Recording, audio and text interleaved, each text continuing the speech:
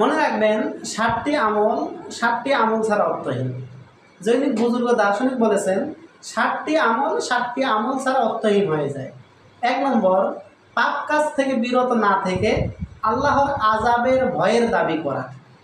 2 নম্বর, নেক কাজ না করে আল্লাহর নিকট উত্তম প্রতিদানের আশা করা।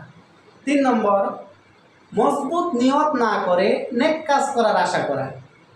4 নম্বর, চেষ্টা সাধনা না করে নেক কাজের তৌফিক দেওয়ার জন্য আল্লাহর নিকট দোয়া করা। এজন্য আল্লাহ তাআলা ইরশাদ করেন, ওয়াল্লাযীনা জাহাদু ফীনা লানাহদিয়ান্নাহুম সুবুলানা ওয়া ইন্নাল্লাহা লামাআল মুহসিনিন। যারা আমার আনুগত্য চলার চেষ্টা করে, সাধনা করে, আমি আল্লাহ অবশ্যই তাদেরকে আমার পথে পরিচালিত করব বা আমার রাস্তা দেখিয়ে দিব।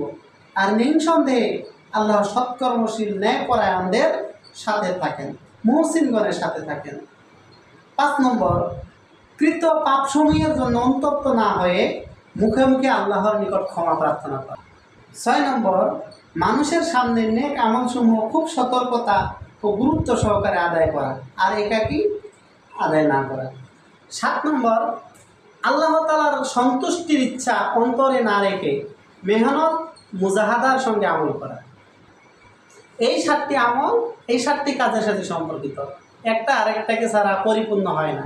এই জন্যে আমরা এই 7টি আমলও করব আর এই 7টি কাজ করার চেষ্টা করব। আল্লাহ পাক আমাদের সবাইকে তৌফিক দান করুক।